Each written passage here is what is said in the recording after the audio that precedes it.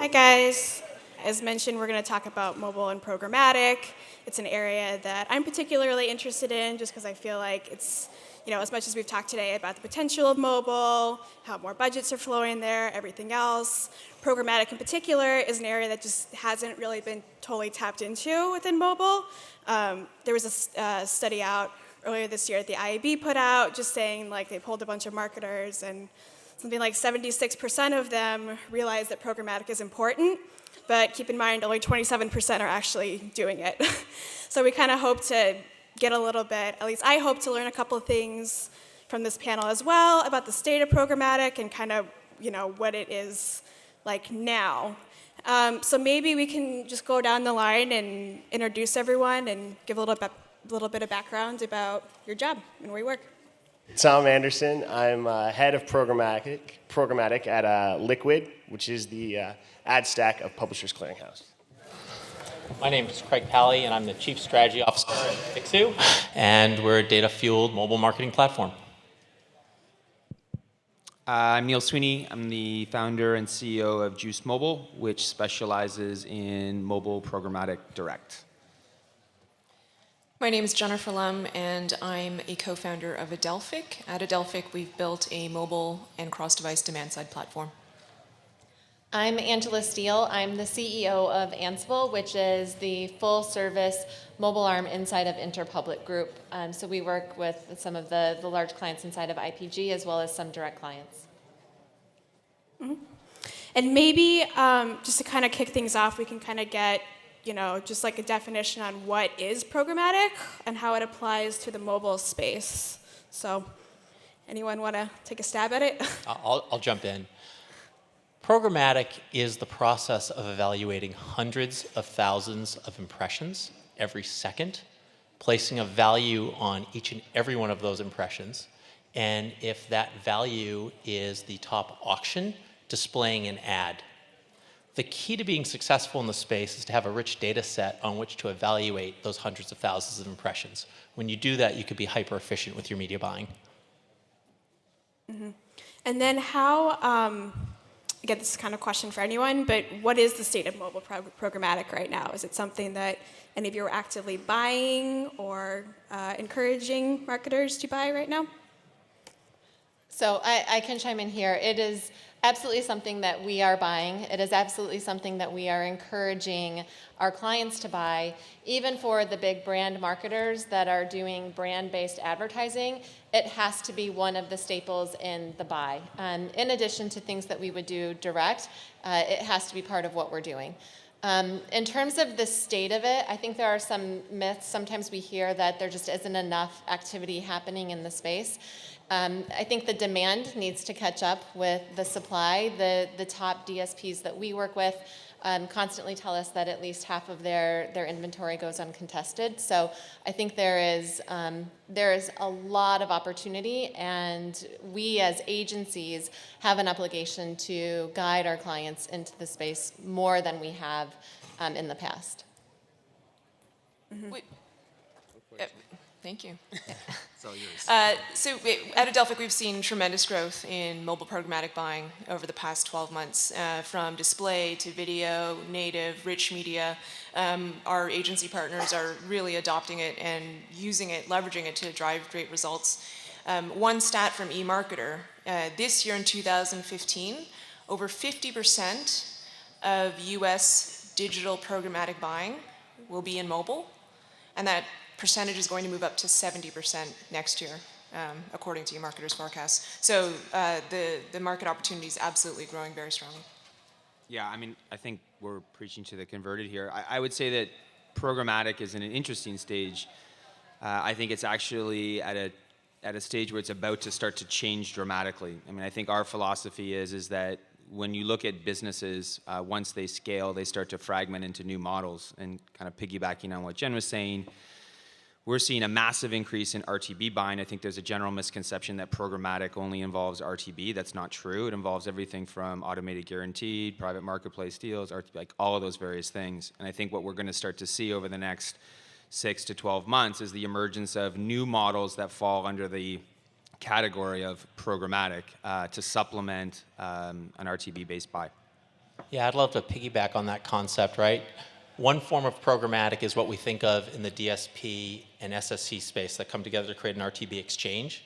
But another format is the APIs that are out there across various other platforms, including Facebook, Twitter, Yahoo, and many more. So when we think about this fashion of automated media buying, you can really break it down into 3 phases: crawl, walk, run. Crawl is just having the infrastructures and the interfaces to talk to each other.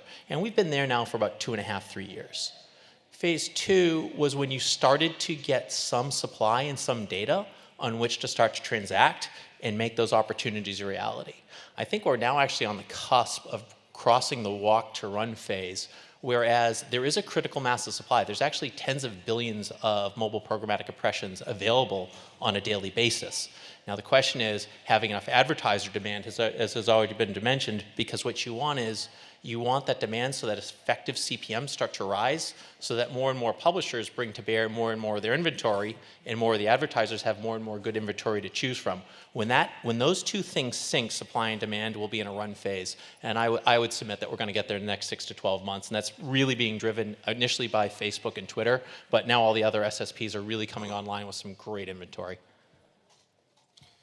So I'm in a unique position where I get to look at both the desktop and mobile sides of PCH. So, if you look back at how programmatic started in the desktop space, I think the first people that were really accelerating at it were these retargeting companies. And they did this all with cookies, right? So now we're in this mobile world and it's cookieless. And so there's a lot of things that we're still trying to figure out, right? All this third-party data isn't always connected. The retargeting stuff is very much different. There's segmented audiences from desktop to mobile. So I think there's a lot of growth that can still happen compared to where it is in desktop. We're not seeing that same retargeting money. On the PCH side, the private marketplaces, they're just not there compared to where they are in desktop. So, as far as we are in programmatic and mobile, we still have a lot of room to grow. Mm-hmm.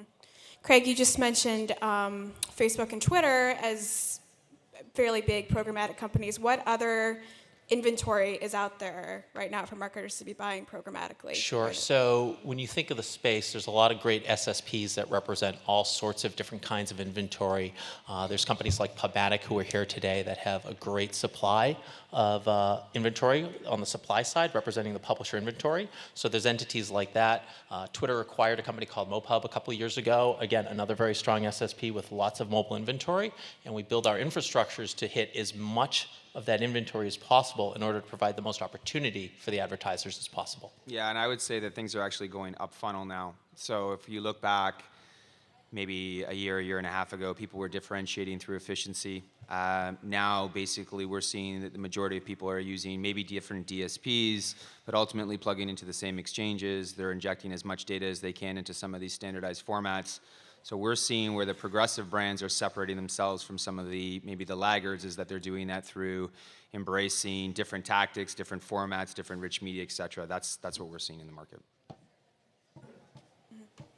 What about, let's talk a little bit, since obviously there is a bigger programmatic emphasis in desktop, any kind of cross-targeting that's happening between desktop and mobile programmatic, or what kind of market is there really for that right now?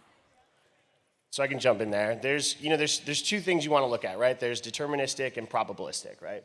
So on the liquid side in PCH, we have a single sign-on. So we're one of those few companies that has the ability to know when a user's on their desktop versus on their mobile, and be able to follow that user to basically, retarget to that audience. There's a lot of great probabilistic solutions out there, though, and I think it's things that audiences are now, or people are starting to realize you can buy an audience cross-device in a lot of ways, outside of just probabilistic.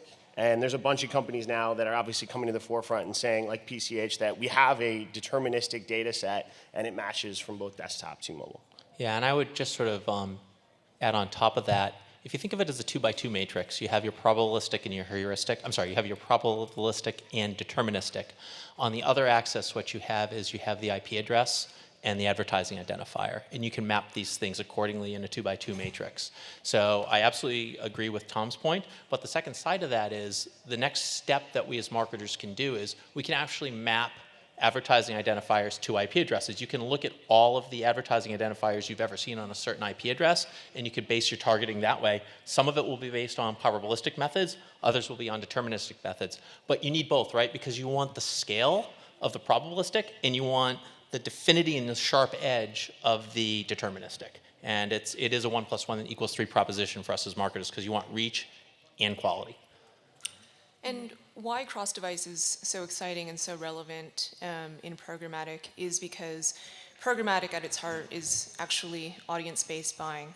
So by leveraging all of the processes that are focused around evaluating users, understanding the relevance of users across their devices to specific offers and campaigns, programmatic is the perfect channel to succeed with cross-device buying and advertising. And to add to that, from the broader brand perspective, we see that the more screens an audience is exposed to, the better the results that we experience on any screen. Being mobile specific, of course, we like to believe that it's all about mobile, but in reality, if they can be exposed on other screens in addition to mobile, across the board we see better results. So it's really critical from the brand standpoint to have that capability. Does that take anything away from any of the other screens, though? Like, if It doesn't. It just underscores the fact that they all need to be working together. And at that early planning phase, a brand needs to think about how their brand is going to live on each individual device and how they work together, not in separate silos. Okay. Let's talk about another area of interest, I'm sure a lot of people, is creativity in programmatic and mobile, which is not something I think a lot of people would think of when you think of mobile programmatic as a creative platform for brands. So any thoughts on what that looks like, or any challenges with creative and mobile programmatic? Well, some of the challenges for sure on rich media and creative is scale. So, I mean, I think part of the reason why we as an industry have embraced a lot of the standardized formats is because they're exactly that. They're standardized, they're common, you can actually buy them with massive scale. When you start breaking off, building specific rich media or specific executions, it doesn't necessarily fit into the pipe exactly the same way as a traditional ad unit does. That's getting better. I think everybody sort of recognizes that they need to add increasingly better and better units into the pipes, and I think anybody who's in this space has got a strategy around that. But building the creative and running the creative for rich media is very different than actually running it specifically for some of the more standardized formats. The creative conversation is the one that we are most eager to have now, because if you look at what's happening and what's driving programmatic growth, if you look at the direct side of programmatic, it's going from 8% of all programmatic to 41% over 2 years. 10 times growth over 2 years. What's behind that direct is big brands, and big brands really care about creative. Big brands will spend $1 million to $5 million on one TV spot. They care about creative, they care about the experience. Those same brands are not going to want these static little banners. They want a relevant experience, and I think the industry has made great strides in the last 5 years on programmatic media. Now we're going to get into the age of programmatic creative, and that's the space that we're watching and we're most excited about, because that's the other half of the equation that has to catch up for us to realize the full potential. And we agree wholeheartedly, where we believe that there's great potential for dynamic creative in mobile programmatic, given that there's so many more real-time signals and real-time data to understand the real world context of a consumer at any given point in time, and to leverage that data to sew together and compose really impactful creative and messaging. Yeah, and just to dive into that, I mean, a use case that I can think of from dynamic creative was we had a beer brand about 2 years ago that was running in programmatic, and through the ad request, we would ingest a lat long, and they would determine what the temperature was, and they would put that into the creative, and it's 80 degrees, you should buy this beer. And there's a lot more of that, I know, coming down the line. I think the other side of the dynamic creative piece is this concept of machine learning. So it's that same thing, but being able to A/B test in very large scales across all of this inventory to figure out, what copy is actually working best, right? I mean, I remember just last year we would get, app developers that would send us 500 pieces of creative, and the difference was it was blue, it was purple, it had, cow, sheep, pig, like exact same creative, but, these are things that eventually you'll be able to do in a dynamic way, if you will. Is that still like more like a test phase, or are you actually learning which creative actually works better? Yes, we're both in a learning phase and we're testing at the same time, because this is a journey. It's not a destination. We'll never be good enough at this. There was a really interesting theme that emerged in this room about 2 hours ago on a personalization panel, and the concept was advertising so good that it's a service. And I think what Tom just articulated is a great example of that. So it's a really warm day. It's probably hopefully past noontime, and it is time to go grab a cold beer, right? An example that was discussed in the earlier panel was around ice cream, right? If it's a certain time of day and it's a certain warmth, and for a certain geofence where you might be around certain ice cream parlors, what a great benefit to the consumer who may be searching something, like know that they want ice cream before they ask for it, or know they need a cold beer before they ask for it. Know about that iced coffee before they ask for it. And the fact of the matter is, we all have a device with a computer processor sitting in our pockets all day long. And the information's there to do it, to reach these consumers in a really compelling way and turn that advertising unit into a service. It is based on data, and then the creative is a layer on top of that data to fulfill the promise. And that's coming down the pipe very fast. Yeah, I think that's a more intelligent ad. I'm not sure if that's necessarily a better ad. And I think this is going to be a problem for anybody in this space right now, is that if you're building a DSP or you're actually in the space, generally your DNA is in technology, it's not in creative. And I think we're a bit arrogant in assuming that we're just going to jump over to the other side of the equation and build these never been done before, really unique ad units, and then drop them into this pipe, and they're magically going to get tons of scale and run across all these various publishers. Doesn't happen that way. Like, build a rich media unit and try to actually see who can take it. It's much more complicated than that. So I think there's two pieces. I agree that, yes, putting as much data into the actual existing ad units that we have right now, which allow you to do sequential ads or ingesting lat long or all these various things, that's great. But the next stage is going to be about how do you actually create these very unique custom ads and get the scale associated to them. I think that's going to be tricky for the industry, because I think it runs contrary to the DNA of most of the people that are building DSPs. Mm-hmm. And then a couple people have just touched on this in the couple minutes, but as far as data goes, obviously in mobile you're not going to have the cookies. So is there enough data to really be buying programmatically right now, or what does that look like?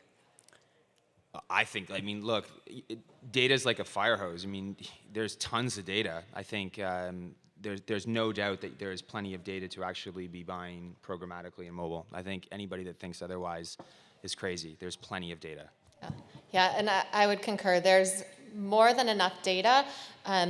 The two pleas that we have to the industry when it comes to data are, one, the cleanliness of the data and making sure that it's complete when it's coming through, and then also the accuracy of the data, which tends to be more around location, but making sure that the data is complete and accurate.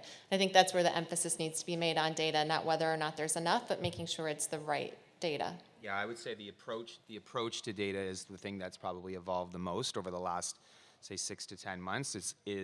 There's always been tons of data, and that continues to grow, but the way in which people are actually parsing the data, productizing the data, and injecting that back into their campaigns, that's gotten way, way smarter. So I think that's been a huge improvement. Yeah, to just put the scale in perspective, right? A lot of us up here today have seen billions of devices, have profiles on billions of devices, are collecting trillions of unique mobile marketing events on a monthly basis. So there is a fire hose of data available. Now it's a matter of tapping into it, and as Neil has articulated, also putting a creative process on top of it. Yeah, I think we're in the era of the rise of first-party data. So, PCH and Liquid, as an example, is, publisher you probably all heard of, but, our backend now, we have 110 million profiles in our internal DMP. And this data is very powerful. We've seen it, and we do a lot of different things with it. We action it across our DSP. We push it into Facebook with segments for people to buy against. And it's this idea that there is first-party data that's out there that's scalable and that companies can action.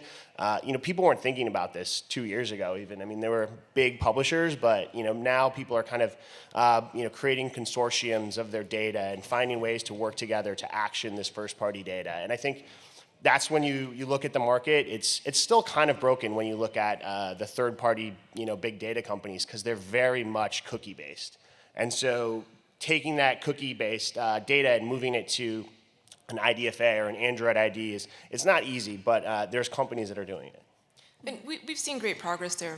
The evolution that we've seen is in the earlier days of mobile programmatic, most of the data that was available for buying the data that was being passed by the supply side. So whether it be data tied to the content, the sites or the apps, the location or the device, that was most of the data that was available. But what we've seen over the past couple of years is the leading third-party data companies that have data from offline sources or other sources have done a good job of investing in making that data available to link to mobile audiences. And that data is starting to perform very well for us at scale. And I agree that the next wave that we're starting to see grow very rapidly is brands wanting to bring their first-party CRM data to our platform in order to use that to target their audiences on their mobile devices. Mm-hmm. Is mobile data still primarily being looked at, since you don't have the cookie, primarily like all location, or what other kind of factors are you looking at? So I think that the replacement of the first-party cookie, if you will, if you want to follow that paradigm, would be the advertising identifier or the IDFA. And so, yes, there's billions of them. And, as Tom has referenced the scale, right? I know for Fiksu, as an example, has seen over, I think it's 2.4 billion profiles based on IDFAs. So again, we're getting to massive scale. We're hitting the vast majority of consumers with an active device in our various countries. I think it's pretty wide open too. You don't want to just think of it as like lat and long. So I'm again just referring to my company, but we have anywhere from 10 to 200 different data points on some of our users based on their commerce purchases, the games that they're playing, the apps that they've installed, etc. So depending on what first party that is, I think most apps and companies are going to have a lot more than just lat and long. I think lat and long is still kind of in that mix of, is it first party, is it second party, is it third, based on the DSP that received it. And that's actually half the battle, is we almost have to try to define those rules in the industry, because again, there's these profiles being built on all of us around the locations that we're going to in these places, and who owns that data? Is it us as a consumer? Is it the DSP that listened to that ad request? And so there's a lot that we still have to kind of figure out on that end from a data and privacy standpoint. How do all of you measure mobile programmatic? So I think there are a couple of us. So the first thing that I would say is, I know this is very basic, but I think it's worth saying because I still see teams doing it, is it cannot be measured on clicks. It absolutely cannot be measured on clicks, but I think that's established, but there are teams that still do it. Beyond that, we measure it on, if it's a brand that doesn't have those back-end engagements and it's not direct response, we measure it on the engagements that we can track, whether it's a completed video view or a certain interaction that we want them to take. But it's getting to specific actions that we then can correlate back to brand impact. Yeah, I would say the other thing that's obviously everywhere today is the viewability piece. I mean, I think cost per completed view, or as much as we want to say people don't actually measure on CTR, they do.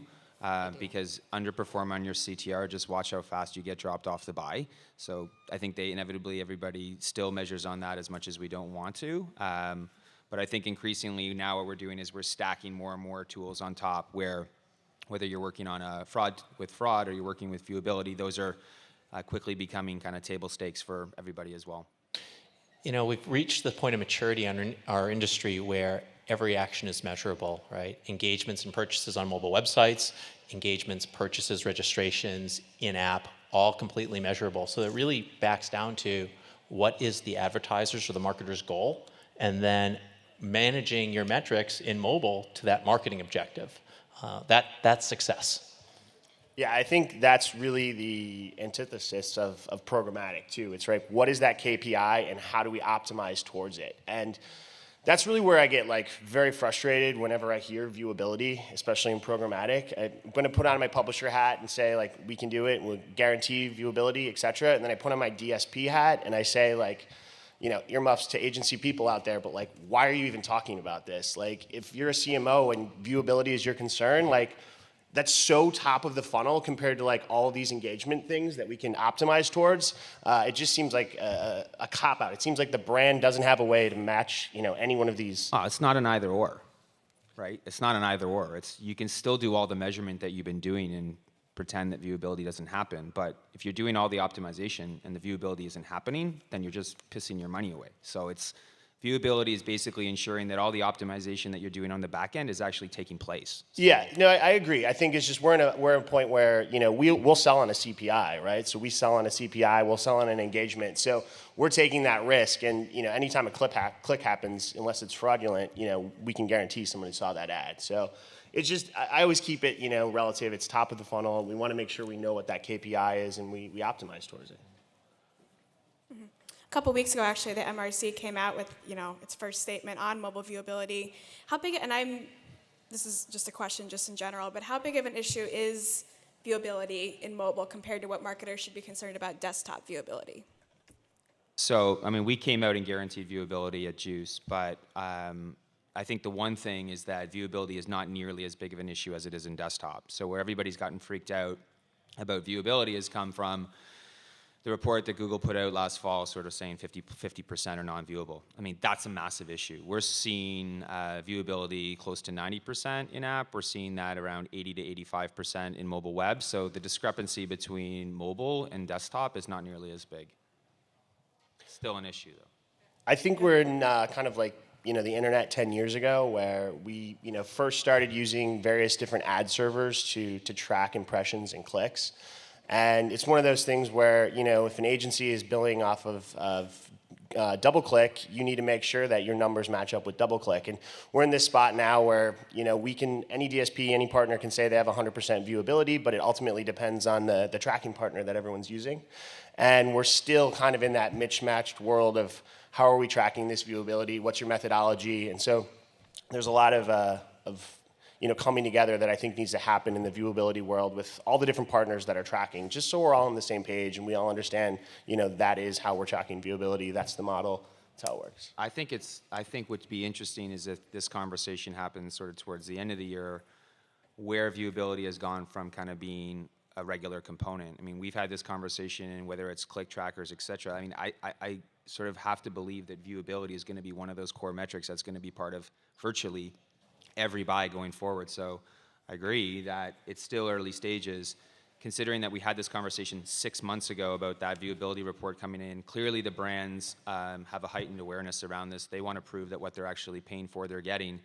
I think it's going to be driven by the agencies and the brands to ensure that they're getting viewability, and I think the same thing is going to happen on fraud. I think those are going to be absolute table stakes in 6 to 10 months. Yeah, I think it's interesting with viewability. It's something we should all be focused on and thinking about.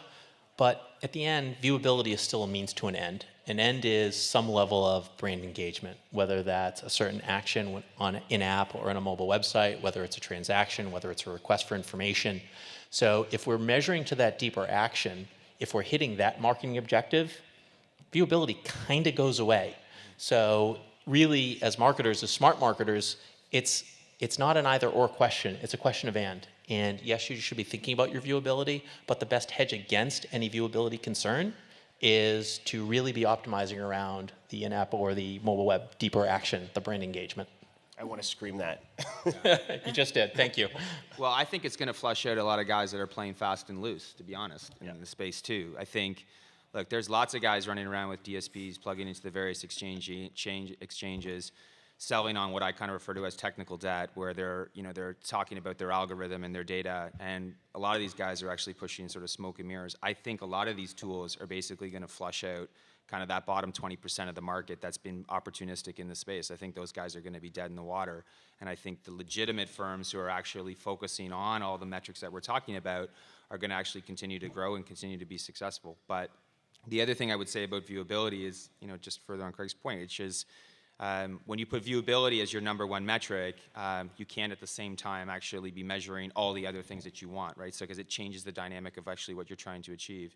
And the other thing about viewability is you can have 100% viewable impression. It doesn't necessarily mean it's real. So that doesn't do anything necessarily for the fraud component as well. So viewability and fraud work hand in hand, but just doing viewability doesn't necessarily ensure what you're actually bidding on is what you're actually getting.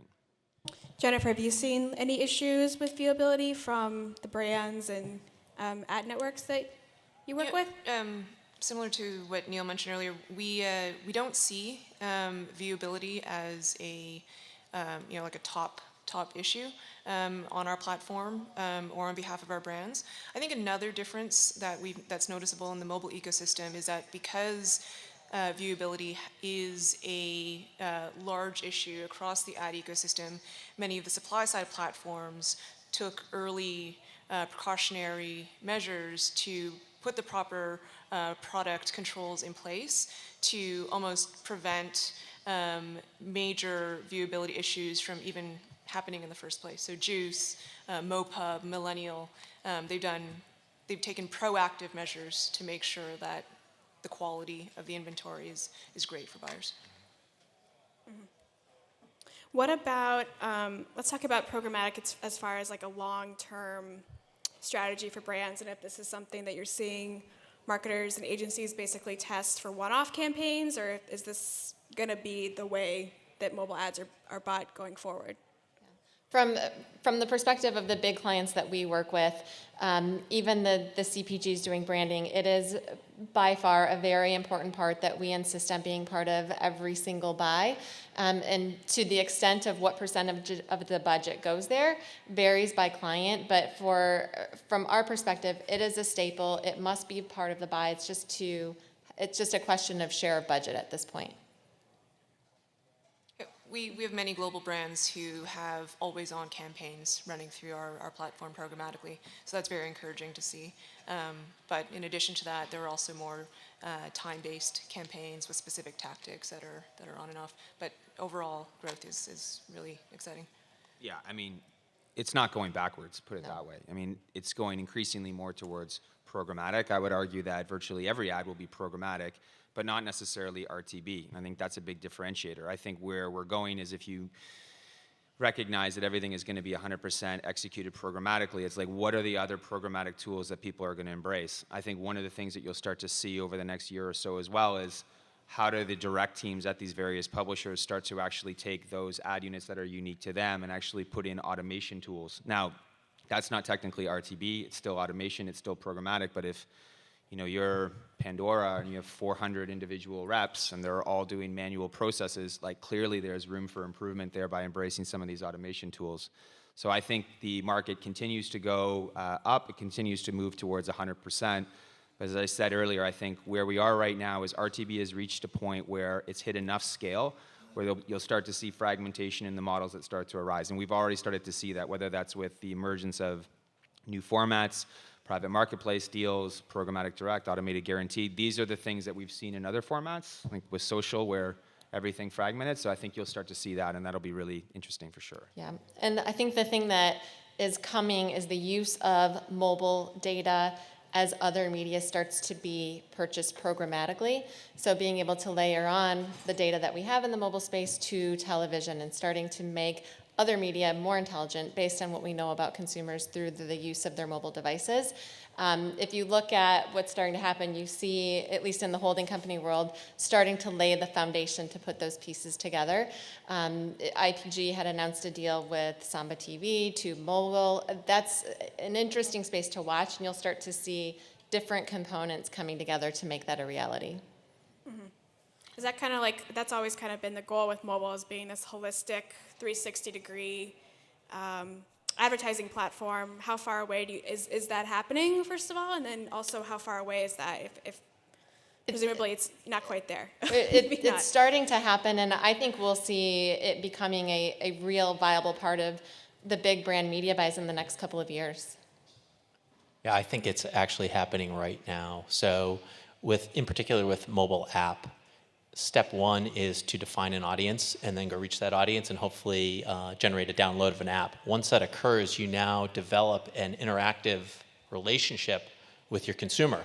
And you can create segments based on advertising identifiers of consumers who have downloaded but not have registered, those who have registered but have not made an in-app purchase. And you're continually refining those cohorts and segments to have an ongoing relationship. And this is exactly what 360 marketing is. It's using the geofence signals, it's using behaviors, it's using moments in time to create the next advertisement. And we're seeing many advertisers actually doing that right now with tremendous efficiency.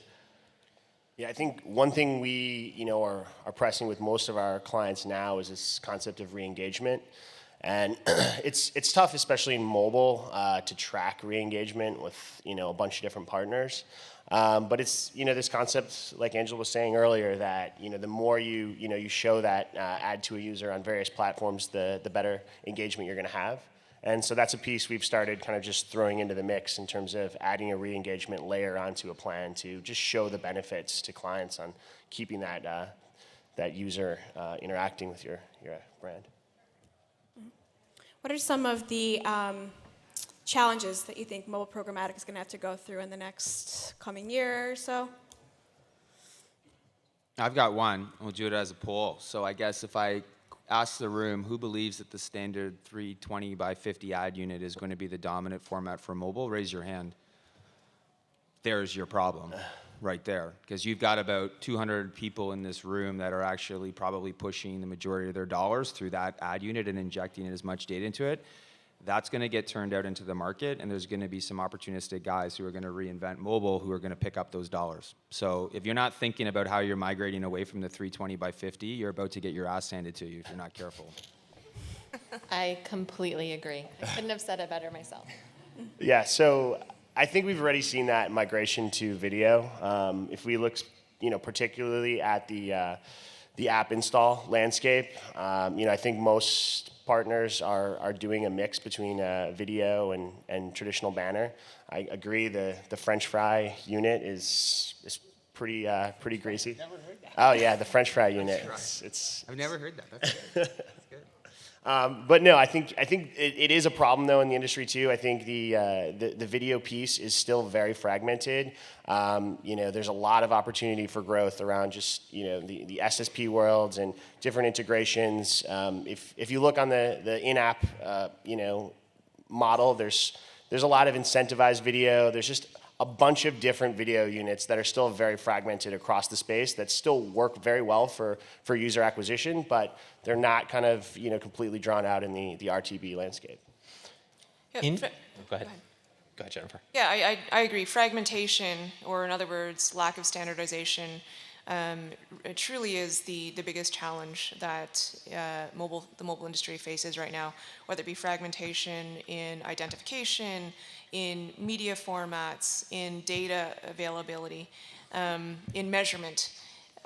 There are standards that are sorely needed, and some of them are starting to fall into place, but right now that's the biggest challenge to achieving great scale.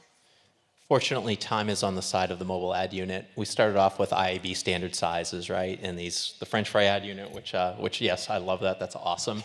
But increasingly, we're seeing amazing things happen with video. We're seeing great things happen with native advertising units and interstitials. And these are predominantly coming more and more pervasive ad units and units that engage and enrich the consumer on a much deeper level. So as the data supports different kinds of creative units, the publishers will be pushing it because they can earn a higher effective CPM, and the advertiser will buy it because they get a better return on their investment. So time and data will drive the ad unit sizes, and we're already seeing that evolve. We're seeing that with Facebook with their native ad unit right in the newsfeed. We're seeing that with the tweet card, which is doing really well. We're seeing that with interstitial, and we're seeing that with more and more video units. So I truly see the French fry getting compromised in the not too distant future. Yeah, my sort of theory on this is the way I've described it is mobile has kind of entered its teenage years where it's sort of rebelling and trying to figure out kind of what its true identity is, and it's sort of on this journey. And so native and video and these different ad units that it's embracing are kind of part of that journey to find its way to where it's going to end. I think the one thing that is interesting is, first of all, programmatic is still dominated by a ton of online firms whose entire businesses are based on dropping cookies. I think they're still struggling to get over to mobile, but mobile is evolving faster than those companies are. And if you have the watch or you have a wearable, there's a lot of power that is in these various devices, but the one thing that is not going to migrate to the emergence of these new devices is the standardized formats that virtually all of the businesses are based upon. So I think when you're looking at some of the challenges kind of coming down the road, you start selling 2 million watches in the course of a couple of weeks, like that's disruptive. That's an inflection point. That's not going to go backwards. You look at the majority of models that are out there, some are based on legacy cookie dropping, others are based on standardized formats, but yet there's all of these new devices that are actually coming in where what brands are going to start doing is actually using the power and the utility of the device itself to actually get its messaging across. How are you going to do that in the future if you're not actually working with a standardized format? I think that is going to be incredibly disruptive, not only for anybody in the space, but the brands and the marketers who are having to try to figure out how to talk to a consumer that's got this super-powered computer that's sitting in their purse or their pocket. Okay, so last question. If we were to have this conversation a year from now, where are all of you going to be with mobile programmatic? So my wish list is what we've touched on. The one thing that I will be disappointed if we have not progressed on is the creative side. And being able to take better advantage of the space with the right messages, but not just being able to assemble the pieces dynamically, but I want to see sweeping change in the way creative agencies work and the way they're structured, because that's where a lot of the human elements of what we do are initiated. So we need to see not just technology advances, but we need, on the agency side, we need some change as well. So my world, I would say, we're just testing with a few different brands and partners on ingesting their data to action it across the landscape. I would love to see more, CRM data coming in from brands that, we can start using to run and do lookalike modeling too, and just do a bunch of deeper dives in terms of buying better audience data for our brands. I think we're in an unprecedented time for all of us as marketers. We've never had so much data about our audiences. We've never had so much connectivity to those audiences, and we've never had so much pervasive opportunity to reach those audiences across different channels. So a year from now, we're going to have an excellent 360 view of the consumer. We're going to be pushing to leverage the data to reach that consumer at the right time. And I do believe that we have the sort of confluence of forces to drive the better creative units. And I think through the mobile device, we'll be enriching and establishing deeper relationships with those consumers than we ever have before. So I think we're going to be talking about engagements per consumer. I think we're going to be talking about the value of a relationship on a per consumer basis. I actually think we're going to change the metrics that marketers use to measure their effectiveness. I would add view-through attribution to that too. You love view-through attribution as much as French fries. Exactly. Thanks to Neil, my polite Canadian friend here, for letting me go first. So 12 months out, where will Adelphic be in programmatic? Adelphic will be influencing consumer behavior in a truly cross-channel manner at scale. So whether that be on their mobile device, on their TV, on their desktop, or digital out-of-home screen, we will have built a substantial amount of knowledge of consumers across those devices to be able to influence their decisions. And equally as important is we are really encouraged by the progress that's being made by measurement and attribution companies. And so the ability to pair that with our reaching of consumers and presenting targeted offers to them, that attribution piece to close the loop is going to help us prove ROI to brands and to marketers.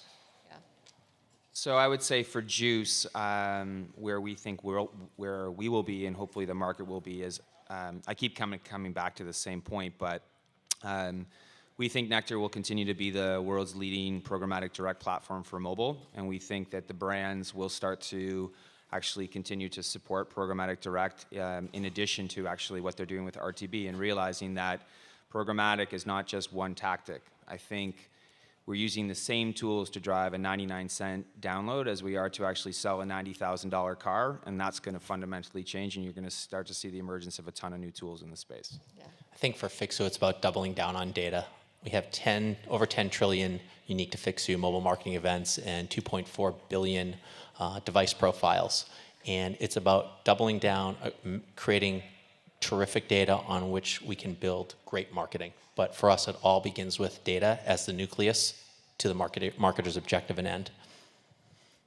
Okay, thanks, guys.